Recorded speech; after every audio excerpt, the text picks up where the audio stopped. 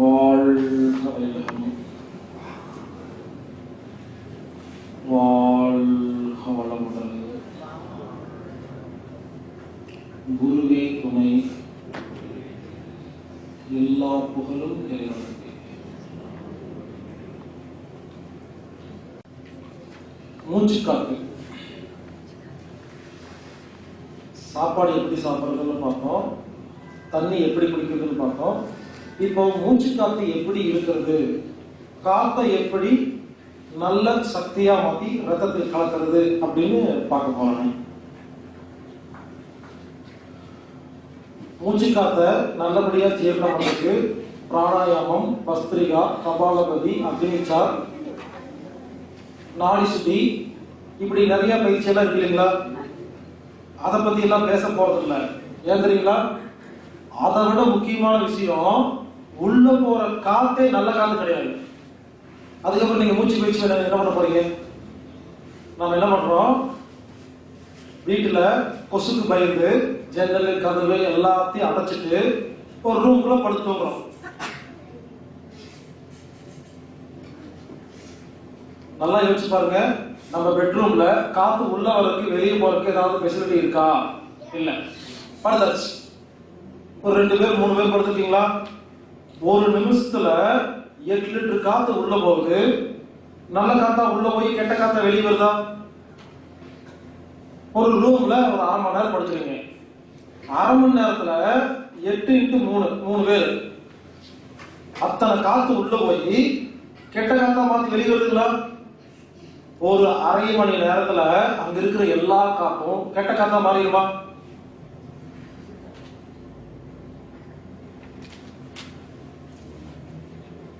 ஒரு வீட்டுல பெட்ரூம்ல 8 மணி நேரம் படுத்து தூங்குறோம். முதல் 1/2 மணி நேரத்துல இருக்கிற காத்து நல்ல காத்தெல்லாம் உள்ள போய் கெட்ட காத்தா வெளியே வந்துருச்சு. நாம உருவாக்குன கெட்ட காத்துல நம்ம 8 மணி நேரம் படுக்கிறோம். மிச்சம் இருக்கிற 1/2 மணி நேரம் அதே கெட்ட காத்துல படுத்துக்கிறோமா? இப்படி 7.5 மணி நேரம் கெட்டு போன காத்துல படுத்திருந்தா நமக்கெல்லாம் 7.5 நாட்டு சனி பிடிக்குமா பிடிக்காதா? யோசிச்சு பாருங்க. மூக்கு வழியா காத்து உள்ள போகுதுன்னா நுரையில் என்ன பண்ணுது? ஆக்சிஜன், ஹைட்ரஜன், நைட்ரஜன் எல்லாம் எடுத்துட்டு ரத்தத்துல கலந்து அது செல்லுக்குள்ள போகுது. கெட்ட காத்தா வெளியே வருது. வெளியே வருதா மூக்கு வழியா? சோத்தை பத்தி கவலைப்படுறோம், காத்தை பத்தி யாரும் கவலைப்படுறதே இல்லை.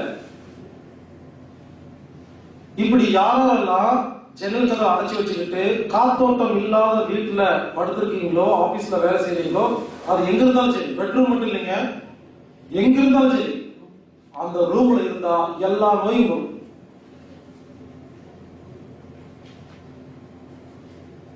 ஜன்னல் கதவை அடைச்சி வச்சுட்டு படுத்தாவே எல்லா நோயும் வரும்னு சொல்றேனே, அதுக்குள்ள கொசுவத்தி பத்த வச்சுட்டு படுத்தா என்ன வரும்?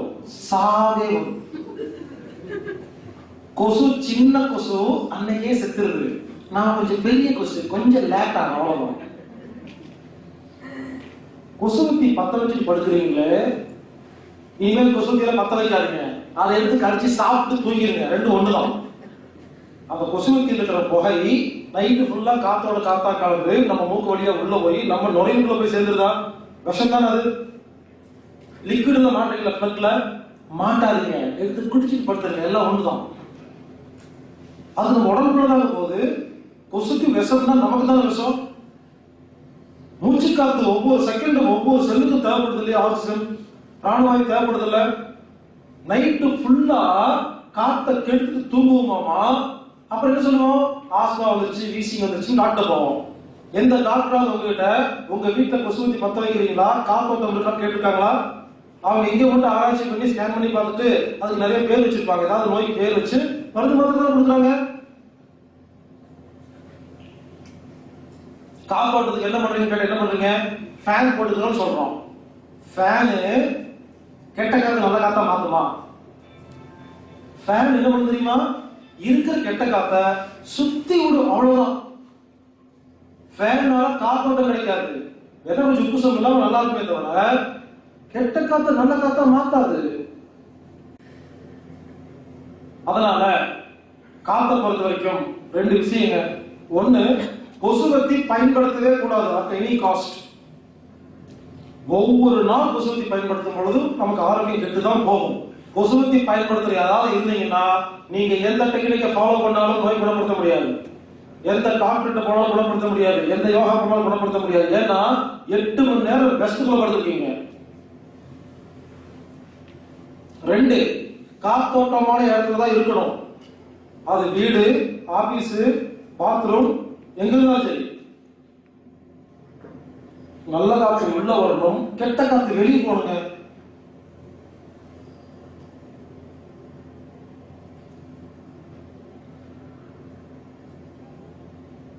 சரி, ஜன்னல் திறந்து வச்சு படுத்தா 3 பிரச்சனை. 1, கொசு வந்து கடிக்குது, அதான் நம்ம பிரச்சனை. 2, திருட வந்துடும். 3, பக்கத்து வீட்டுக்காரங்க வேடிக்கை பார்த்துருவாங்க. இதுதானே இந்த 3 பிரச்சனைக்கு ஒரு தீர்வு. ஜன்னல் கதவு எல்லாம் அடைச்சு வச்சு படுத்துக்குங்க. செவுத்துல மேல சின்னதா ஒரு ஓட்டையை போட்டு ஒரு எக்ஸாஸ்ட் ஃபேன் மாட்டுங்க, கட்டி விடுங்க. நேர் ஆப்போசிட் செவுத்துல அந்த ஃபேனுக்கு நேர் எதிரில் சின்ன ஓட்டையை போட்டு கொசுக்களை கிரில்ல மாட்டிருங்க. இப்ப சொல்லுங்க, இந்த ஃபேனை தட்டி விட்டா எத்தனை கெட்ட காத்து வெளியே போகுதோ அத்தனை நல்ல காத்து உள்ள வருமா? ஜன்னல் அடைச்சு வச்சிடலாம், கதவை அடைச்சு வச்சிடலாம், திருட வரமாட்டான், யாரும் வேடிக்கை பார்க்க மாட்டாங்க, கொசுவும் கடிக்காது. ஆனா கெட்ட காத்து வெளியே போய் நல்ல காத்து உள்ள வருமா? இதை செய்யறதுக்கு உங்க வீட்டுல கொஞ்சம் செலவாக அவ்வளவுதானே. 15 வருஷமா பப்படிக்கிறீங்களாமா, மருந்து மாத்திரை சாப்பிடுறீங்களாமா, அது செலவு பண்ணிட்டு என்ன ஆகும்? இந்த ஒரு வேலையை மட்டும் வீட்டுல பண்ணிட்டீங்கன்னா இனிமேல் உங்க ரூம்ல காத்து இருக்கிற அந்த பவர் இருக்கு இல்லைங்களா, பிராணசக்தி, எல்லா நோய் குணப்படுத்தி ஆரோக்கியமாகுதுங்க. ஆஸ்மா, வீசிங், நெஞ்சு சளி, சொரியாசிஸ், எக்ஸிமா, ஸ்கின் டிசீஸ், மலச்சிக்கல் யாருக்கு இருந்தாலும் சரி, காத்துல பிரச்சனை இருந்தா மட்டும்தான் அந்த பிரச்சனை வரும். அதை சரி பண்ணி பாருங்க, எல்லாம் சரியா போயிருங்க. இல்ல கொசுவலை வாங்கிக்கலாம். இப்ப ஜன்னல் இருக்கு இல்லையா, அதுல நெட்டு, மஸ்கிட்டோ நெட்டு வாங்கி அடிச்சிடலாம், அப்ப கொசு உள்ள வராது. ஜன்னல் திறந்து வச்சு கொடுக்கணும். இல்லையா கொசுவலை வாங்கி அதுக்குள்ள பூந்து படுத்துக்குங்க. நான் அப்படிதான் பண்ணுவேன், ஜன்னல் எல்லாம் திறந்து வச்சிருவேன். ஒரு கொசுவலை வீட்டுல எப்பவுமே இருக்கும். அது என்ன தெரியுங்களா, 4 பக்கம் 4 கயிறு போட்டு வச்சிருப்பாங்க. பகல்ல வீடு தான், நைட்டு பெட்ரூம்ல மாத்திக்கலாம். இந்த பெட்ரூம்ல வச்சு நீங்க என்ன பண்ணணும்னா, கொசுவலையில் 4 பக்கம் 4 கயிறு வச்சிருக்கணும், நீங்களும் வச்சிருக்கணும். அதை மடிச்சு பேக்ல வச்சுட்டா எந்த வீட்டுக்கு போனாலும் என்ன பண்ணலாம், 4 இடத்துல தூக்கி மாட்டிட்டா போதுங்க, நின்றுக்கும். டெய்லி ஒரே ரூம்ல படுக்கிறீங்களா, ஒரே ஒரு முறை 4 பக்கம் மாட்டுறது எங்க, எந்த கயிறு எல்லாம் எந்த ஆணியும் கண்டுபிடிச்சு வச்சுட்டீங்கன்னா, அப்படி முக்கியமா எடுத்த 4 பக்கம் மாட்டீங்கன்னா கொசு ரெடி ஆகும். நல்லா ஹைட்டான கொசுவலை வாங்கணும். பெட்டு, பாய், தலகாணி ஏதாவது போட்டு அதுக்குள்ள போய் படுத்துக்கிட்டு அந்த பெட்டு கீழே பேக் பண்ணி விட்டுறணும். ஏன்னா உருட்டு பிறக்கும் போது கொசுவை தூக்கி முடியாது, தூக்காம இருக்கு. கொசு வலைக்குள்ள படுத்து தூங்கி பாருங்க, என்ன தெரியுமா, கொசு வரும் ஆனா கடிக்காது. நான் படுத்துருப்பேன், கொசு பயங்கர சவுண்டோட கேட்கும், நிறைய கொசு இருக்கும், கத்திட்டு இருக்கும், நல்லா தெரியும். ரொம்ப படுத்துருப்பேன், கொசு பார்க்கும், எவனோ ஒருத்தர் இங்க படுத்துருக்கா, ரத்தம் வாசம் அடிக்குது, ஆனா உள்ள போக முடியாது, அது திரும்பி போயிடும். நாம எப்படி தப்பிச்சு ஆரோக்கியமா இருக்கிறத யோசிக்கணுமே தவிர வேற ஒண்ணும் பல பேர் வச்சிருக்காங்க. கொசு கடிக்கிறதுக்கு பேக் வச்சிருப்பாங்க, பாத்துருக்கீங்களா? கையில வச்சுட்டு டெய்லி பேக் அடிச்சிருப்பாங்க, கொசுவெல்லாம் அடிச்சிருப்பாங்க. பேசும்போது மட்டும் வாயிலே பேச வேண்டியது. தான் ஊன் பெருக்கத்திற்காக பிரிதொரு ஊன் உண்பான்கள் எண்கணம் ஆளும் அருள் அப்படின்னு குரல் பேசுவாங்க. இதுக்கு அர்த்தம் என்ன தெரியுமா? நான் சாப்பிடாதீங்க, உங்க உடம்பை பெருக்கிறதுக்காக இன்னொரு உயிரை கொலை பண்ணி சாப்பிட்டீங்கன்னா எப்படி அருள் உங்ககிட்ட வரும் அப்படின்னு வேற வெளியெல்லாம் பேசிட்டு இருப்பாங்க. பேசி பண்ணுவாங்க, பேக் வச்சு கொசு வச்சுட்டு இருப்பாங்க. உயிரை கொலை பண்ணாத பாவம் சொல்றீங்கல்ல, பேக் எடுத்து கொசு வச்சு கொள்றீங்கல்ல, பாவம் தானே. உங்க குழந்தை ஸ்கூலுக்கு போயிட்டு திரும்பி வரல எவ்வளவு கஷ்டமா இருக்கும். பாவம் கொசு எல்லாம் ஸ்கூலுக்கு வந்துருக்கு, அவங்க அம்மா அப்பா பாவம் திரும்பி வீட்டுக்கு போகணும். அந்த அம்மா கஷ்டப்படுவாங்களா இல்லையா?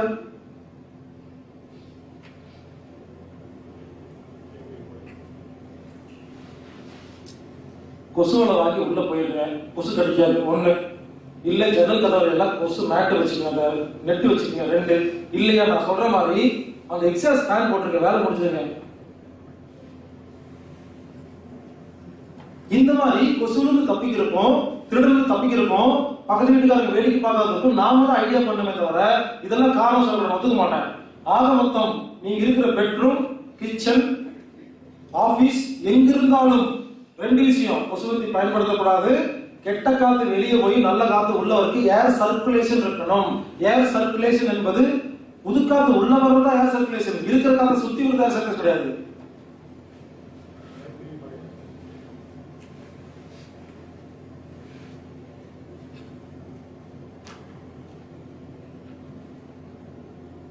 இருந்தாலும் சில எக்ஸ்ட்ரா டெக்னிக் சொல்லி கொடுக்குறாங்க.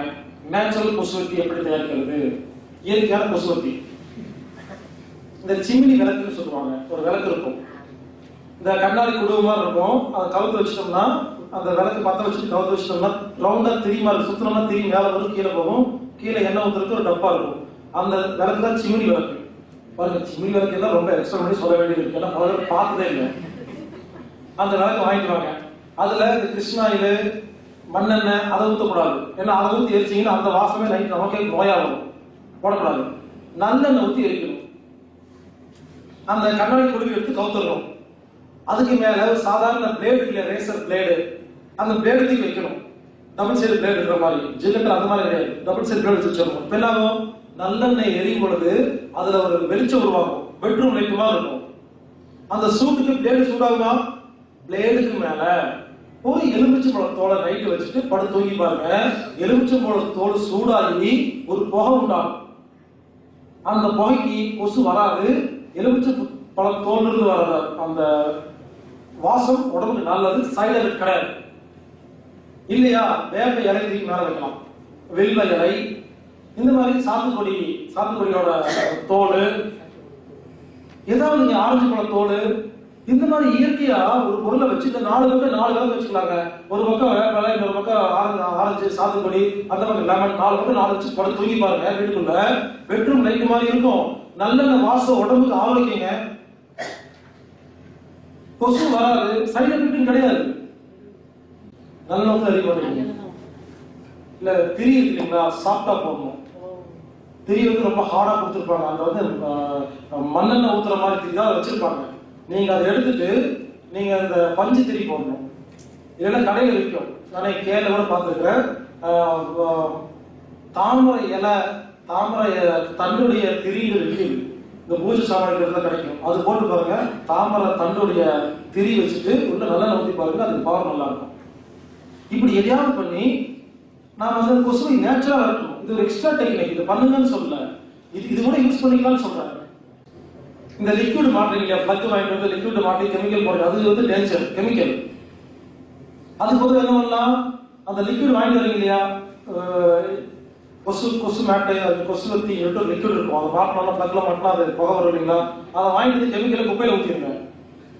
அந்த டப்பாக்குள்ள வேப்ப எண்ணெய், இந்த மாதிரி எண்ணெயை ஊற்றி அந்த வேப்ப எண்ணெயில ஒரு கற்பூரம், கட்டி கற்பூரம், சாதாரண கடைகளுக்கு அது கற்பூரம் கிடையாது. இப்ப எரியுது கற்பூரம் எல்லாம் பச்சையா எரியுது, அது தப்பான கற்பூரம், அது கெமிக்கல். கற்பூரம் பழைய கற்பூரம் பார்த்துருக்கீங்களா, கோயில்ல கட்டி கற்பூரம் வாங்கிட்டு வந்து பொடி பண்ணி அந்த வேப்ப எண்ணெயில கலந்து அதை அந்த மிஷின்ல ஊற்றி டைட் பண்ணி பிளக்ல மாட்டிட்டு பாருங்க. அது அந்த அளவுக்கு அது ரொம்ப ஹார்டா இருக்கிறதுனால வாசம் வரமாட்டேங்குது. அதை அடுத்து யோசனை கண்டுபிடிக்கணும். அதுக்குள்ள இயற்கையான ஒரு பொருளை ஊற்றி எரிச்சோம்னா நமக்கு நல்லது கிடைக்குதுங்க. ஆக மொத்தங்க கெமிக்கல் பயன்படுத்தக்கூடாது, உடம்புக்கு ரொம்ப ரொம்ப டேஞ்சர்.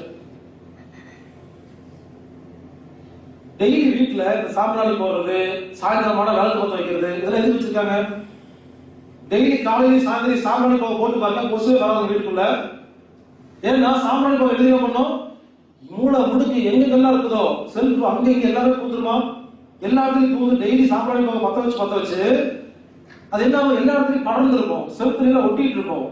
அந்த வாசம் வீட்டுக்குள்ள வந்தாவே ஒரு வித்தியாசமான வாசம் இருக்கும், நமக்கு தெரியாது, கொசுக்கு தெரியும், உள்ள போறாது. வீட்டுல எப்பவுமே சுத்தம் பண்ணணும், சாமி போட்டு தொலைக்கணும், இல்ல அட்லீஸ்ட் கழுவியாவது விடணும். இப்படி நம்ம வீட்டை சுத்தமா வச்சிருந்தா கொசு உள்ள வராது. வரும், குப்பையா வச்சிருந்தோம்னா ஒரு 100 கொசு வரும், சுத்தமா வச்சிருந்தா ஒரு 10 கொசு வரும், கம்மியா வரும். இப்படி வீட்டை சுத்தமா வச்சிருந்தாலே போதுங்க. டெய்லி காலையில் சாயந்தரம் எண்ணெய் பத்த வைங்க, வீட்டுல சாமிக்கு விளக்கு பத்த வைங்க. நல்லெண்ணெய், இழுப்பெண்ணெய், நிறைய எண்ணெய்கள் இருக்கு, மாத்தி மாத்தி அந்த எண்ணெயில வர வாசம் இருக்கு இல்லைங்களா, அந்த வாசம் படர்ந்தாவே அந்த வீட்டுக்குள்ள வராது, சாமியை போக போடலாம். இப்படி இயற்கையா தான் கொசுவை கட்டணுமே தவிர, இல்ல கொசு வராம பாதுகாக்கணுமே தவிர கொசுக்கு பயந்து நாம ஜன்னல் கதவை அடைச்சு வச்சு படுக்கக்கூடாது.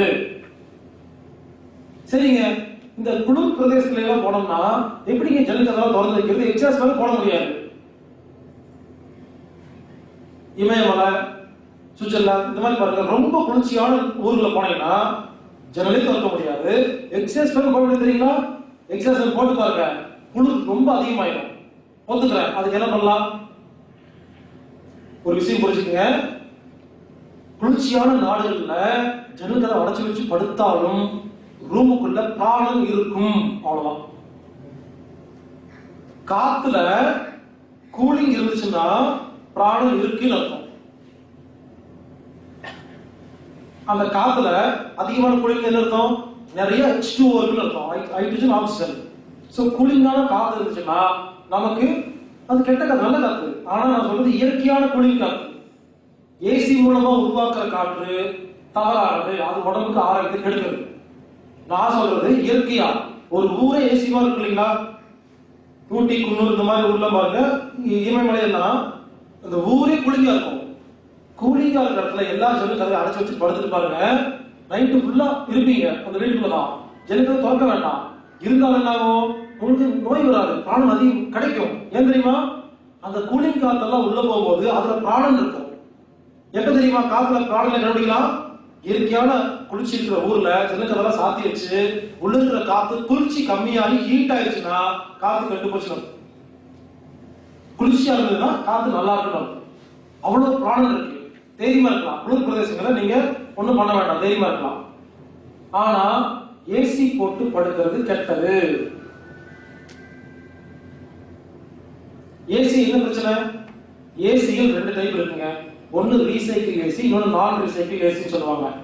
ஒரு சில ஏசி என்ன பண்ணோம், வெளியே இருக்கிற காத்தை எடுத்து குளிர்ச்சி பண்ணி உள்ள அனுப்பும்.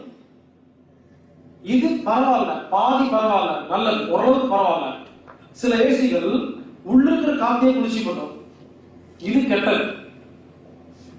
ஏசி மிஷின் என்ன பண்ணுதுன்னா, ஏசி மிஷின் இருக்கிற காத்துல குளிர்ச்சியை தான் உண்டு பண்ணதே தவிர பிராணனை கொடுக்கறது இல்ல. அது வந்து ஆக்சிஜன் சப்ளை பண்ணாங்க. சோ ஏசி அதாவது ஏர் கண்டிஷன் மூலமா ஆர்டிபிசியலா குளிர்ச்சி பண்ணா அது உடம்புக்கு கெட்டது. இயற்கையான குளிர்ச்சி வந்தா உடம்புக்கு நல்லது. கார்ல எல்லாம் போகும்போது பாத்துட்டீங்களா, கார்ல ஒரு பட்டன் இருக்கும், எல்லா கார்லயும் இருக்கும். ஒரு காருடைய படம் போட்டு அம்புக்கு உள்ள போட்ட மாதிரி இருக்கும், இன்னொரு கார் படம் போட்டு உள்ளே சுத்துற மாதிரி இருக்கும். இது பல பேருக்கு அது என்னன்னே தெரியாது. அது என்ன தெரியுங்களா? அம்புக்குறி உள்ள போற மாதிரி இருந்துச்சுன்னா அந்த அந்த பட்டன் தட்டி விட்டீங்கன்னா வெளியிருக்கிற காத்தை எடுத்து குளிர்ச்சி பண்ணி காரை போட்டு அனுப்பும். உள்ளே சுத்துற மாதிரி ஒரு அம்புக்குறி போட்டிருப்பாங்க, அந்த பட்டன் தட்டி விட்டீங்கன்னா உள்ளுக்கிற காத்து குளிர்ச்சி ஆகும். பொதுவா வெளியிருக்கிற காத்தை உள்ள அனுப்புறது யாரும் அலோவ் பண்ண மாட்டாங்க. ஏன் தெரியுமா? வெளியே வந்து இந்த பெட்ரோல் ஸ்மெல் அடிக்கும், கார் ஸ்மெல் அடிக்கும்னு. அது நல்லது, ஸ்மெல் அடிச்சாலும் பரவாயில்ல, ஆரோக்கியமா இருக்கீங்க. வெளியிருக்கிற காத்தை எடுத்துதான் குளிர்ச்சி பண்ணி உள்ள அனுப்புனா நல்லதுங்க, பாதி பரவாயில்லைங்க. அதனால என்ன பண்ணணும்? எங்க ஏசி பயன்படுத்தினாலும் நீங்க யோசிக்கணும், இந்த ஏசி நமக்கு தேவையா இல்லையா. முதல்ல ஏசி பயன்படுத்தவே கூடாது. ஏசின்னு என்ன? ஏர் கூலர் கிடையாது, ஏர் கண்டிஷனர். ரெண்டு வித்தியாசம் இருக்கு. ஏசி டெம்பரேச்சர் எவ்வளவு வைக்கிறோம்? ஒரு 17, 18, 19, 20 வரை 20 வைக்கிறோம். யோசிச்சு பாருங்க, இந்த நாட்டுக்கு 20 தேவையா? ஏசி யார் கண்டுபிடிச்சா தெரியுமா? லண்டன், சுவிட்சர்லாந்து, ஆலந்து, போலந்து, ஜெர்மன் இந்த மாதிரி ஊர்ல எல்லாம் போய் பாருங்க, வெளியே டெம்பரேச்சர் -20 இருக்கும். பனிக்கட்டி மாதிரி இருக்குங்க. ரோட்ல போனா எல்லா வீட்லயும் ஜன்னல் கதவை எல்லாம் அடைச்சு வச்சுட்டு வீட்டுக்குள்ள வந்து ஹீட்டர் போட்டுட்டே சொல்லுவாங்க. ஹீட்டர் டெம்பரேச்சர் எவ்வளவு தெரியுமா? +17. நான் இங்க குளிச்சு உட்காந்துட்டு கொடுக்கணும்னு அந்த நாட்டில் அதுக்கு ஹீட்டர்னு பேரு. அவங்க வெளியே 25 டிகிரி இருக்குன்னு சொல்லி வீட்டுக்குள்ள வந்து சூடா +17 வச்சு உட்காந்துருப்பாங்க. அதே அங்க இருக்கிற சூடுங்கிறது இங்க குளிர்ச்சியா இருக்கா? அப்ப நமக்கு சூடாக இருக்கணும், அதான் ஆரோக்கியம். புரிஞ்சுக்கோங்க. +-25 டிகிரி இருக்கிற நாடுகள்ல அவங்க வெப்பநிலையை கூட்டுறதுக்காக +17 வச்சு பயன்படுத்தினாங்க. அவங்க மற்ற நாடுகள் வர ஆரம்பிச்சாங்க இல்லைங்களா? மற்ற நாட்டுல ஏசி எல்லாம் கிடையாது. ரொம்ப குளிர்ச்சியான பிரதேசங்களை மட்டும்தான் முதல்ல ஏசி இதை வந்து சூடு பண்ண பயன்படுத்தினாங்க. இவங்க மற்ற நாட்டுல வந்து தங்கும் பொழுது இவங்களுக்கு என்ன ஆகும்? இந்த ஊர் வந்து ரொம்ப சூடா இருக்கும், தாங்க முடியாது. அதுக்கு என்ன பண்ணாங்க, எப்ப பார்த்தாலும் ஏதாவது லோஷன் தடவிட்டே இருப்பாங்க உடம்பு மேல. அப்ப என்ன பண்ணாங்க, அவங்க கண்டுபிடிச்சு ஏசி கொண்டு வந்து ஃபிட் பண்ணி இந்த வீட்டுல வாழ ஆரம்பிச்சாங்க. இது என்னாச்சு, ஃபேஷன் ஆகி உலகம் ஃபுல்லா பார்த்தா 17 டிகிரி வச்சுக்கிறாங்க. ஒவ்வொரு நாட்டுக்கும் டெம்பரேச்சர் மாறுங்க. அதாவது ரொம்ப சிம்பிளா சொன்னாங்க, நம்ம உடம்புல இருக்கிற டெம்பரேச்சர் 37 டிகிரி இருக்கா உள் டெம்பரேச்சர், அதை மெயின்டைன் பண்ற மாதிரி மேல் டெம்பரேச்சர் சொல்லலாம். அதாவது எந்த ஏசியும் இல்லாத இடத்துல உட்கார்ந்து இருந்தீங்கன்னா, ஏதோ ஒரு நாட்டில் உட்கார்ந்துருக்கீங்க, உங்க தோல் டெம்பரேச்சர் என்ன டெம்பரேச்சர் இருக்கோ அதே டெம்பரேச்சர் தான் ஏசி இருக்கணும். இதான் கணக்கு. இப்போ இந்த ரூம்ல உட்கார்ந்துருக்கோம், நம்ம கொஞ்சம் குளிர்ச்சியா இருக்கா, இது தப்பு.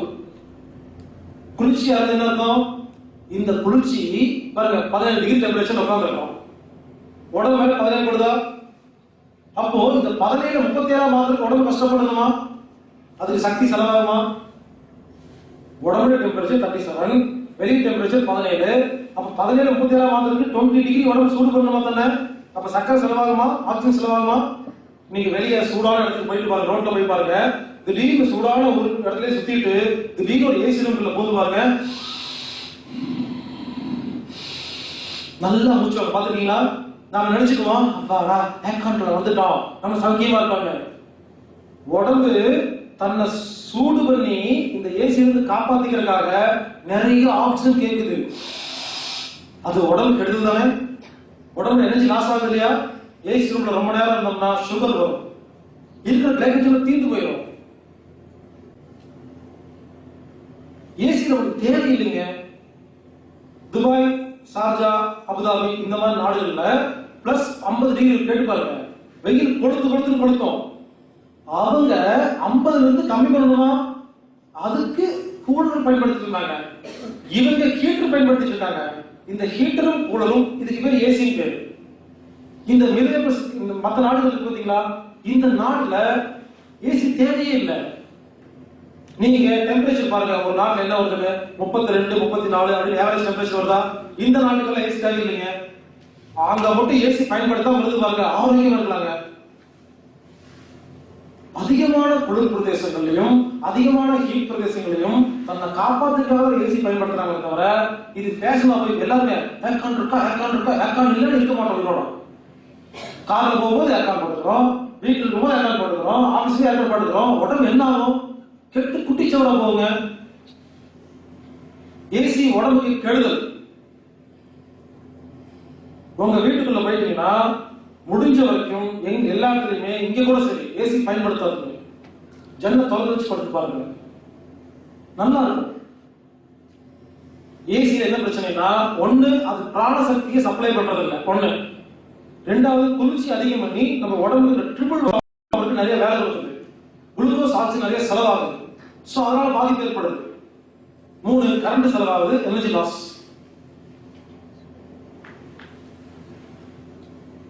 4 ஏசியில இருந்துட்டே இருந்தோம்னா சூரிய வச்சு நம்ம மேலே படாது, ஏன்னா ஜன்னலை அடைச்சு படுத்திருப்போம். கால்சியம் டிஃபிஷியன்சி வரும், தைராய்டு பிரச்சனை வரும். கேட்டு பாருங்க, யாரெல்லாம் ஏர்கான் அதிகமா இருக்கீங்களோ அவங்க தைராய்டு பிரச்சனை வரும். ஏன், சூரிய வெளிச்சமே உடம்புல படல.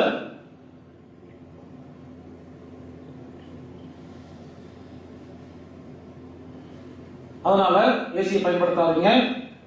அப்படி பயன்படுத்துறதா இருந்தா ஒரு ரூம்குள்ள போயிட்டீங்கன்னா அந்த ஏசி இருக்குன்னு தெரியக்கூடாது, அப்படி இருக்கு டெம்பரேச்சர். உங்க உடம்புக்கு அது சூடாவும் இருக்கக்கூடாது, குளிர்ச்சியாவும் இருக்கக்கூடாது. அது டெய்லி மாறுமா, வெளியே டெம்பரேச்சர் மாறுமா, இங்க மாறுமா. சோ என்ன பண்ணணும், ஏசியோட அந்த ஏசியை பயன்படுத்தாதீங்க. ஏசி பயன்படுத்துறதா ரிமோட் வச்சுக்கோங்க. இப்ப பாருங்க, இந்த ரூம்ல ஏசி லேசா குளிர்தா, கொஞ்சம் கம்மி பண்ணி சூடு பண்ணணும். ஆக மொத்தம் ஒரு ரூம் இருக்கிறோம்னா கூலாவும் இருக்கக்கூடாது, ஹீட்டாவும் இருக்கக்கூடாது. அந்த டெம்பரேச்சர் தான் நம்ம உடம்புக்கு தேவையான டெம்பரேச்சர். அந்த டெம்பரேச்சர்ல நீங்க இருந்தீங்கன்னா உங்க உடம்புக்கு ட்ரிபிள் பவர் வேலை செய்யாது. அப்ப எனர்ஜி லாஸ் கெயின் பண்ணிக்கலாமா? சூடான இடத்துக்கு போனீங்கன்னா உடம்பு உடம்பு குளிச்சுக்கணும். குளிர்ச்சியான இடத்துக்கு போனா உடம்பு நம்ம சூடு பண்ணிக்கணும். இந்த 2 வேலையை கட் பண்றதுக்காக தான் இதை பயன்படுத்துறாங்க. அதனால ஆஸ்பத்திரியில, எமர்ஜென்சியில, ஐசியூல பாத்தீங்களா, அங்கெல்லாம் போய் பாருங்க, குளு இருக்குமா, ஓவர் கூலிங். அது ஒன்னே போதுங்க, பேஷண்ட் செத்து போயிடுவாங்க. ஐசியூல, ஹாஸ்பிட்டல் எப்படி வைக்கணும், உள்ள போனா குளிர்ச்சியாவும் இருக்கக்கூடாது, ஹீட்டாவும் இருக்கக்கூடாது. அந்த டெம்பரேச்சர் வச்சா மட்டும்தான் உயிரை காப்பாற்ற முடியும். அவங்க ஏன் தெரியுமா ஓவர் கூலிங் போட்டு வச்சிருக்காங்க? அங்க இருக்கிற கம்ப்யூட்டர் எல்லாம் கெட்டு போகாம இருக்கிறதுக்காக வச்சிருக்காங்க. மனிதர்கள் கிடையாது. யோசிச்சு பாருங்க, ஏசி ரூம்குள்ள போனா உடம்புக்கு நல்லதுன்னு யாராவது சொல்லுவாங்க? சயின்டிஸ்ட சொல்லுங்க பார்க்கலாம். கெடுதல் தான்.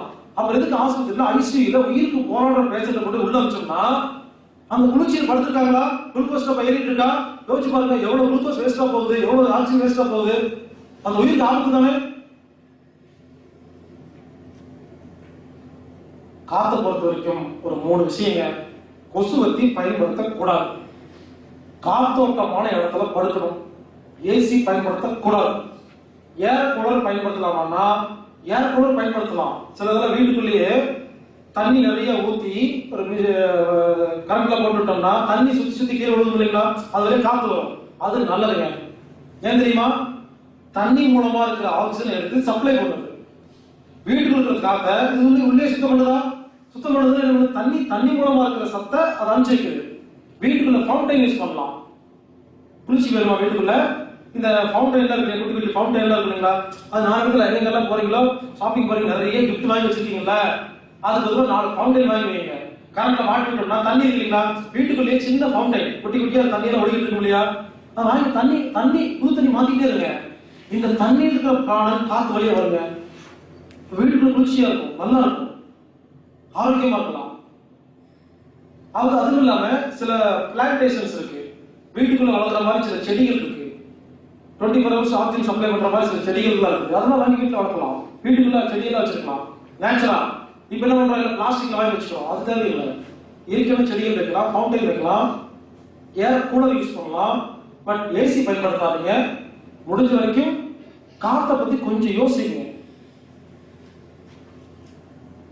எங்க போனாலும் நமக்கு நல்ல காத்து இருக்கா செக் பண்ணணும். அந்த காலத்துல வீடு கட்டுவாங்க. பழைய கால வீட்டுல போய் பாருங்க, மேல சின்ன சின்னதா கட்டமா வென்டிலேஷன் கேபின் விட்டுருப்பாங்க. சின்னதா கட்டமா இருக்கும், 4 பக்கம் இருக்கும். இப்ப என்னாச்சு? அதுல பல்லி வருது, எலி வருதுன்னு எல்லா வீட்டுக்கும் போய் பாருங்க, அங்க செங்கல் வச்சு அடைச்சு வச்சிருப்பாங்க. அப்ப எது கஷ்டப்பட்டு ஓட்ட விட்டாங்க? அந்த ஒரு ஓட்டையில் தான் போதுங்க. நீங்க வேற ஒன்றும் பண்ண வேண்டாம். ஒரு விஷயம் புரிஞ்சுக்கங்க, கெட்ட காத்து எப்பவுமே மேல் நோக்கி போகும், நல்ல காத்து எப்பவுமே கீழ் நோக்கி வரும். இந்த ரூம்லயே கெட்ட காத்து எங்க தெரியுமா இருக்கும்? இங்க இருக்குது, இங்க இருக்கும். நல்ல காத்து கீழ் இருக்கும். ஏன்னா நல்ல காத்து குளிர்ச்சி, கெட்ட காத்து ஹீட். கேஸ் பலூன் இருக்கு இல்லையா, ஏன் மேல் நோக்கி போகுது? ஒரு காத்து ஹீட் ஆச்சுன்னா மேல் நோக்கி போகும், காத்து கெட்டுச்சுன்னா ஹீட் ஆயிடும். அப்போ ஒண்ணு படுத்துருக்கு இல்லைங்களா, வீட்டுல இருக்கும் இல்லையா, ஓட்டை மேலதான் போட்டுக்கணும். அந்த சின்ன ஓட்டை இருக்கு இல்லையா, இந்த கெட்ட காத்து நீங்க எல்லாம் ஒன்றும் சொல்ல வேண்டாம், அது எப்படியாவது மேல போய் அப்படியே எங்கேயாவது கேப் கிடைக்குமா பார்த்தா அதுவே ஓடி போயிருங்க. அது வீட்டுக்குள்ள இருக்காது. அந்த 4 பக்கம் சின்னதா வென்டிலேஷன் கேப் மட்டும் ரூம்ல இருந்துச்சுன்னா கெட்ட காத்து ரூம்ல தங்கவே தங்குது. அதுவே ஆட்டோமேட்டிக். நீங்க ஒண்ணுமே எக்ஸாஸ்ட் பண்ண போட வேண்டிய அவசியமெல்லாம் கிடையாது இல்லையா? சின்னதா ரவுண்டா சின்னதா அந்த செவரு இருக்கு இல்லைங்களா, இந்த பக்கம் ஒரு 4 ஓட்டம் சின்னதா ரவுண்டா பாட்டில் சைஸ்க்கு போட்டு வைப்பாங்க. கேப் இருக்கு, கொஞ்சமா கேப் இருந்தா போதுங்க. கெட்ட காத்து அதுவே ஓடிக்கு, நீங்க ஒண்ணும் பண்ண வேண்டாம். இதுதான் வாஸ்து. வாஸ்துன்னா என்ன? வீட்டுக்குள்ள பஞ்சபூதங்கள் ஒழுங்கா வருதா ஒழுங்கா போகுதான்னு பார்க்கறதுக்கு பேரு வாஸ்து. அதுல பண்ணோம் எடுத்து குப்பையில் வைக்கணும். வாஸ்து ஒவ்வொரு ஸ்டேட்டுக்கும் ஒவ்வொரு நாட்டுக்கும் மாறுங்க. எல்லா ஊருக்கும் ஒரே வாஸ்து கிடையாது. இப்ப தமிழ்நாடு, கேரளா மேப் பார்த்துருக்கீங்களா? நடுவுல மலை இருக்கும். மலையிலிருந்து அப்படியே லெவல் இறங்கிட்டே வரும், அந்த பக்கம் கடல் போயிடும் தமிழ்நாடு. இந்த பக்கம் மலையிலிருந்து இறங்கிட்டு போனா கேரளா. இந்த மண்ணு இந்த டைரக்ஷன் கம்மியாயிட்டே போதா, இந்த மண் இப்படி போதா, 2 பக்கம் வாஸ்து மாறிடும். வாஸ்துங்கிறது எந்த மேடா இருக்கு, எது பள்ளமா இருக்கு, தண்ணி எப்படி சப்ளை ஆகும். அந்த காலத்துல பெரிய பெரிய கோட்டையெல்லாம் கட்டுவாங்க. அப்போ பெரிய ஏக்கர் கணக்கில் இருக்கும்போது ஒரு பக்கம் பள்ளமா இருக்கும், மேடா இருக்கும் இல்லையா? பள்ளமா இடத்துல கொண்டு போய் வாட்டர் டேங்க் வச்சு என்ன பண்ணணும்? மேடு வரணும். அப்ப வாட்டர் டேங்க் எங்க வைக்கணும்? அப்ப தண்ணி முடாமிட்டு இதுக்குள்ளே மேடான இடத்துல தண்ணி வைப்பாங்க. வழக்கமா ஒரு ஊர்ல எந்த பக்கம் காத்தடிக்குது ஒரு கணக்கு வச்சிருப்பாங்க இல்லையா? ஒரு வருஷம் ஃபுல்லா ஒரு பக்கம் காத்தடிக்கும், கொஞ்ச நாள் மட்டும் வேற காத்தடிக்கும். அதை கண்டுபிடிச்சு இப்படி அந்த பக்கம் போதா, அப்ப சமையல் ரூம் அந்த பக்கம். ஏன் காத்தடிக்கும் போது சமையல் ரூம் காத்து வீட்டுக்கு வெளியே போகணும், உள்ள வரக்கூடாது. அந்த சமையல் ரூமுக்கு இங்க போட்ட என்ன ஆகும்? காத்து சமையல் ரூம் காத்த வீட்டுக்குள்ள அனுப்பிச்சிட்டு இருக்கும். வீட்டுல எல்லாரும் என்ன பண்ணுவாங்க, சமையல் மாசம் வந்து எல்லாரும் நோய் வந்துடும். சோ இந்த மாதிரி பஞ்சபூதங்கள் சூரிய வெளிச்சம் உள்ள எப்படி வருது, இது எல்லாம் யோசிச்சு பஞ்சபூதங்கள் வீட்டுக்குள்ள ஒழுங்கா வர்றதுக்கு பேர் வாஸ்து. நாம என்ன பண்ணிட்டோம், அதை குப்பை மூட பழக்கம் தூக்கி குப்பையில போட்டோம். இப்ப வீடு கட்ட நினைச்சு கட்டுறோம், அவங்க இடத்துல அப்படியே கரெக்டா கட்டிட வேண்டியது. முதல்ல வீடு கட்டும் போது சூப்பரா இருக்கும், ஜனலா வச்சிருப்போம், ஐ நல்லா இருக்கு காத்து வருதுன்னு. பக்கத்து வீட்டுக்காரன் வருவான், அவன் இடத்துல அவன் செவரு கட்டுவான், பார்த்தா 2 செவரு பக்கத்திலே இருக்கு. கதவுல வந்து அவங்க வீடு வரும், கதவை சாத்திடுவோம். 2 செவரு பக்கம் பக்கமா இருக்கு, எப்படி காத்து வரும்? எதுக்கு கவர்மெண்ட்ல வந்து முன்னால 10 அடி 2 பின்னால 10 அடி கேப் எல்லாம் விட சொல்றாங்க இல்லைங்களா? நாம என்ன பண்ணுவோம், பைசா கொடுத்தல பண்ணுவோம், அந்த ரூல்ஸ் எல்லாம் மாத்தி கட்டி விட்டுருவோம். காத்தோட்டத்துக்காக தான் சொல்றாங்க, ஒண்ணுமே இல்லை, நம்ம உயிரோட வாழ்க்கை சொல்றாங்க. அதனால காதை பத்தி எல்லாரும் யோசிக்கணுங்க.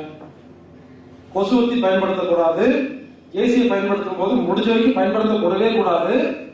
ஒரு சில நாடுகள்ல மட்டும் தேவைப்பட்டா பயன்படுத்திக்கலாம். அதுவும் ரீசைக்கிள் ஏசி, வெளியில காத்த உள்ள குளிச்சுட்டு அனுப்புற மாதிரி தான் பயன்படுத்தணும். இந்த மாதிரி காத்துல மட்டும் கொஞ்சம் கவனிச்சீங்கன்னா, காத்து நம்ம உடம்புக்கு ரொம்ப முக்கியங்க. இதுக்கப்புறம் தான் மூச்சு பயிற்சியெல்லாம் பண்ணணும். நைட்டு ஃபுல்லா கொசுவத்தியில படுத்து 8 மணி நேரம் உடம்புக்கு எடுத்துட்டு காலையில யோகா கிளாஸ் பண்ண மூச்சு பயிற்சி பண்ண வேண்டியது. 8 மணி நேரம் எடுக்க முடியல. யாரெல்லாம் காலையில 8 மணிக்கு எழுந்திருச்சு 8 மணி ஆச்சா, இன்னும் ஒரு 1 மணி நேரம் போக நல்லா இருக்குன்னு தோணுதா?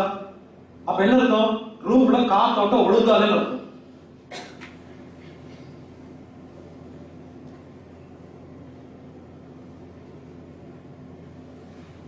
சிறுநீரக கல் வர காரணம் தெரியுமா? கொசுவத்தி பயன்படுத்தினா சிறுநீரகத்துல கல் வரும். காத்தோட்டம் இல்லாத இடத்துல படுத்தா கிட்னில கல் வரும். ஏசி ரூம்ல படுத்தா கிட்னில கல் வரும். கிட்னிகள் எப்படி எல்லாம் வரும் சொன்னாங்க. அதிகமா உப்பு சாப்பிட்டா வரும், கொஞ்சம் உப்பு சாப்பிட்டா வரும். அதிகமா தண்ணி குடிச்சா வரும், கொஞ்சமா தண்ணி குடிச்சா வரும். அதிகமா பேசினா வரும், கொசுவத்தி பயன்படுத்தினா வரும். காத்தோட்டம் இடத்துல படுத்தா வரும், ஏசி பயன்படுத்தினா வரும், மனசுல பயம் இருந்தா வரும். இது என்ன காரணம் கேட்டீங்கன்னா ரொம்ப சிம்பிள். கிட்னியோட வேலை என்ன? ரத்தத்தில் இருக்கிற கெட்ட பொருள் எல்லாம் எடுத்து கிட்னி என்ன பண்ணும், மூத்திரம் அனுப்பிச்சுக்குதா, மூத்திரம் போயிட்டு இருக்கா. உப்பு அதிகமா சாப்பிட்டா மிகிலும் குறையிலும் நோய் செய்யுமா? உப்பு அதிகமா சாப்பிட்டா கிட்னிக்கு பாதிப்பு வருமா? அப்போ கிட்னி அந்த கெட்ட பொருள் எல்லாம் தூக்கி வெளியே வீசாம ஸ்டாக் வச்சு கல்லா மாத்திடும். உப்பு கம்மியா சாப்பிட்டா உப்பு தான் கிட்னியோட சக்தி. உப்பே சாப்பிடுறது இல்ல, கிட்னிக்கு தெம்பு இல்லாம கெட்ட பொருளை தூக்கி வீசுறதுக்கு தெம்பு இல்லாம அதெல்லாம் கல்லா மாத்திடும். கல்லா மாத்துறதுன்னா அதெல்லாம் ஒண்ணு சேர்ந்துடும், கெட்டி ஆயிடும். கிட்னி கல்லுக்கு பேர் கேட்டு பாருங்க, அது ஒண்ணு ரோட்ல கல் கிடையாது. அதுக்கு ஒரு தாதுப்பொருளோட கல் ஒரு பேர் தான் சொல்லுவாங்க. தண்ணி அதிகமா குடிச்சா கல் வரும். ஏன்? தேவையில்லாம தண்ணி குடிச்சிட்டு இருந்தீங்கன்னா கிட்னி பாதிக்குமா? நான் சொன்ன மாதிரி அப்ப கல் வருமா? தண்ணி கம்மியா குடிச்சாலும் கல் வரும். டாக்டர் சொல்லுவாங்க, கிட்னி கல் வந்துச்சுன்னா நீங்க தண்ணி கம்மியா குடிச்சிருக்கீங்க, நிறைய குடிங்கன்னு சொன்னாங்களா? நிறைய குடிச்சாலும் கல் வரும், கொஞ்சமா குடிச்சாலும் கல் வரும், அளவா குடிச்சா கல்லு கரையும். அடுத்தது, இந்த காத்தோட்டம் இல்லாத இடத்துல படுத்தா என்ன வரும்? நல்லா கேட்டுங்க. மூக்கு வழியா காத்து உள்ள போய் ஆக்சிஜன் சப்ளை பண்ணிட்டு வெளியே வருதா? ஒரு ரூம் உள்ள போய் படுத்துட்டீங்க, எல்லா ஜன்னலும் கதை அடைச்சு வச்சுட்டீங்க, கொசுவத்தி பத்த வச்சாச்சு. இப்ப இந்த ரூம்ல ஒரு 7 மணி நேரமா கெட்ட காத்து உள்ள போயிட்டு வருதா? அப்ப நம்ம உடம்புக்கு ஆக்சிஜன் தேவைப்படுமா? எப்ப நம்ம உடம்புக்கு காத்து மூலியமா ஆக்சிஜன் கிடைக்கலையோ, நமது உடம்புல தண்ணி இருக்கு இல்லைங்களா, தண்ணீர் இருக்கிற ஆக்சிஜனை நம்ம உடம்பு சப்ளை பண்ண ஆரம்பிச்சிருங்க. இதை சொன்னா பல பேர் அதை ஒத்துக்க மாட்டேன் அப்படிங்கிறாங்க. உண்மை, செக் பண்ணி பாருங்க. யாருக்கெல்லாம் நைட்டு 2 தடவை 3 தடவை எந்திரிச்சு யூரின் போயிட்டு வந்து படுத்துறீங்களோ, உங்க காத்தோட்டம் இல்லாத ரூம்ல படுத்துறீங்கன்னு அர்த்தம். ஏன்? காத்து மூலியமா பிராணம் கிடைக்காதனால உடம்புல இருக்கிற தண்ணி இருக்கு இல்லைங்களா, தண்ணி எல்லாம் எடுத்து அதுல இருக்கிற பிராணனை சப்ளை பண்ணிட்டு இருக்கு. அப்ப உடம்புல தண்ணி தீர்ந்து போயிருமா? அது மூத்திரப்பைக்கு வருமா? அது யூரின் போதா எழுப்பிடுது, எந்திரி எந்திரி எந்திரி, மூத்திரப்பை நினைச்சு போச்சு, எந்திரிச்சு ஓடு, தூக்கு நினைச்சிடும், கலைஞ்ச மூத்திரம் வரமா இருக்கும் பாருங்க, ஓடி மூத்திரம் போவோம், தண்ணி தாகம் எடுக்கும், ஒரு சொம்பு குடிப்போம், வடிவில் படுப்போம். இப்படி சில பேர் இருக்காங்க, நைட்டு 3 தடவை கண்டிப்பா எழுந்திரிச்சு தண்ணி குடிச்சாதான், மூத்திரம் போயிட்டு தண்ணி குடிச்சாதான் நிம்மதியா தூக்கம் வரும். பாத்துக்கீங்களா? ஏன்? அவங்கள ஒரே ஒரு நாள் மொட்டை மாடியில படுத்து சொல்லுங்க, காத்தோட்டம் இடத்துல படுத்து சொல்லுங்க, அன்னைக்கு மூத்திரம் வராது, தண்ணி குடிக்க மாட்டாங்க, எந்திரிக்க மாட்டாங்க. ஏன்? அப்போ காத்து, நல்ல காத்து மூக்குல சப்ளை பண்ணா மூத்திரம் அதிகம் போகாது. யாருக்கெல்லாம் மூத்திரம் தேவையில்லாம கண்ணாம நிறைய தண்ணி குடிச்சு போயிட்டு இருக்கோம், லங்ஸுக்கு காத்து பக்கலன்னு அர்த்தம். இங்க சரி பண்ணி பாருங்க, யாரெல்லாம் மூச்சு பயிற்சி பண்றாங்களோ பாருங்க, தண்ணி குடிக்க மாட்டாங்க. நிறைய மூச்சு பயிற்சி பண்றாங்க பாத்தீங்களா, அந்த ஆசிரமத்துல எல்லாம் தண்ணி தேவை எடுக்காது. ஏன் தெரியுமா? காத்து எந்த அளவுக்கு உள்ள இருக்கோ தண்ணி தேவைப்படாதுங்க. சாப்பாடும் தேவைப்படாது, கொஞ்சம் கூட சாப்பிடுவாங்க. மூச்சு காத்து மட்டும் ஒழுங்கு பண்ணிட்டோம்னா தண்ணியோட அளவு கம்மியாகும், சாப்பாடு அளவு கம்மியாகும். அடுத்து பயம். மனசுல பயம் இருந்தா கிட்னி ஃபெயிலியர் ஆகும் பார்த்தோமா? அப்ப மனசுல பயம் இருந்தா கிட்னில கல்லு வரும். கிட்னி எப்படி எல்லாம் கல்லு வரும்னா, கிட்னியை பாதிக்கிற மாதிரி எந்த வேலையை பண்ணாலும் கல்லு வரும். கிட்னி எந்த விஷயங்கள் பாதிக்கும்? தண்ணி, உப்பு, பயம், காத்து. அப்ப இதெல்லாம் சரி பண்ணா கிட்னிகள் கலந்துருமா? ஆனா என்ன பண்ணுவாங்க, கிட்னி கல்லு வந்துச்சுன்னா ஆபரேஷன் பண்ணி எடுக்கணும் சொல்லிட்டு ஆபரேஷன் எடுக்கிறாங்களா? கேட்டு பாருங்க. ஏற்கனவே கிட்னி கண்ணில் ஆபரேஷன் பண்ணவங்களுக்கு சொல்லுவாங்க, நான் இது வரைக்கும் 3 தடவை பண்ணிருக்கேன். ஏன் 3 தடவை பண்றீங்க? முதல் முறை கல்லு இருந்துச்சு, அது எப்படி எடுத்துட்டாங்க, ஆனா எப்படி சரி பண்றது சொல்றீங்களா? மறுபடியும் எப்படி கல்லு வராம வாழ்றதுன்னு சொல்றீங்களா? திரும்ப திரும்ப வரத்தான் செய்யும். நம்ம டெக்னிக் எல்லாம் ஃபாலோ பண்ணீங்கன்னா, யாருக்காவது கிட்னில கல்லு இருந்ததுன்னா அது 10 mm 15 mm சொல்லுவாங்க, இருந்துட்டு போகுது, ஸ்கேன் பண்ணி வச்சுக்கோங்க. நம்ம டெக்னிக் 100% ஃபாலோ பண்ணுங்க. காத்த சரி பண்ணுங்க, தண்ணியை சரி பண்ணுங்க, மனசுல இருக்கிற பயத்தை தூக்குங்க. எல்லாம் தெரியுமா? கிட்னிக்குள்ள கரைஞ்சிடும். அதுக்கப்புறம் வாழ்க்கையில வரவே வராது. இருக்கிற கல்லை கரைக்கிற டெக்னிக் தெரிஞ்சு போச்சுன்னா இனி வாழ்க்கையில வரவே வராது. இருக்கிற கல்லை எடுக்கிறதுக்கு ஆபரேஷன் பண்ணீங்கன்னா மறுபடியும் அதே தப்பு பண்ணுவீங்களா? மறுபடியும் கல்லு வந்துட்டே தான் இருக்கும். காத்தை பொறுத்த வரைக்கும் இவ்வளவுதாங்க. இந்த மாதிரி இனிமேல் காத்தை நாம கொஞ்சம் கவனிச்சிட்டோம்னா, இதுக்கப்புறமா மூச்சு பயிற்சி எல்லாம் பண்ணோம்னா நமக்கு ஆரோக்கியமா இருப்பாங்க. நீங்க வேணா பாருங்க, காத்தோட்டமான இடத்துல ஒரு நாள் படுத்து பாருங்க, காலையில 4 மணிக்கு மேல தூக்கம் வராதுங்க. இந்த ஏசி முடியும் கொசுவத்தி பயன்படுத்தி படுத்து பாருங்க, தூங்கி எந்திரிக்கும் பொழுது நமக்கு தூங்கி எந்திரிச்சா டயர்ட் ஆகுமா? அப்படியே எந்திரிக்கிறோம், தூங்கி எந்திரிக்கும் டயர்டா போவோம். ஏன்? ஒழுங்கா நிம்மதியா தூங்கவே இல்லை. காத்தோட்டமான இடத்துல ஒரு நாள் படுத்து பாருங்க, 4 மணிக்கு தூக்கம் முடிச்சிடும். என்ன பண்றதுன்னு தெரியாது. தெரியுங்களா? ஊருக்குள்ள கிராமத்துல எல்லாம் போய் இல்ல மொட்டை மாடியில எல்லாம் படுத்து பாருங்க, ஒரு நாள் படுத்து பாருங்க. நல்ல காத்து, மொட்டை மாடி படுத்துமா? நல்ல காத்து உள்ள போகுதா? நிறைய உள்ள போயிட்டு வருதா? எல்லா உறுப்பும் சீக்கிரமா சரியாகி தூக்கம் எல்லாம் கலைஞ்சு 4 மணிக்கு எந்திரிச்சு என்ன பண்றதுன்னு தெரியாது, சும்மா இருப்பீங்க. அப்படி சும்மா இருக்கும்போது என்ன பண்றதுன்னு தெரியலன்னா யோகா பண்ணுங்க. கேட்டா டைம் இல்ல. ஒழுங்கா தூங்கினா 4 மணிக்கு மேல தூக்கம் வராது. அந்த 2 மணி நேரம் நம்ம டைம் தான். சீக்கிரம் எந்திரிச்சாலே உலகமே நம்ம கண்ட்ரோல் இருக்குங்க. நம்ம என்ன பண்றோம்? 8 மணிக்கு எந்திரிச்சு 8:30 மணிக்கு ஆபீஸ்ல உட்காந்துருப்போம். எப்படிதான் குளிச்சு சாப்பிட்டு போட்டோம் அதுக்கும் தெரியாது.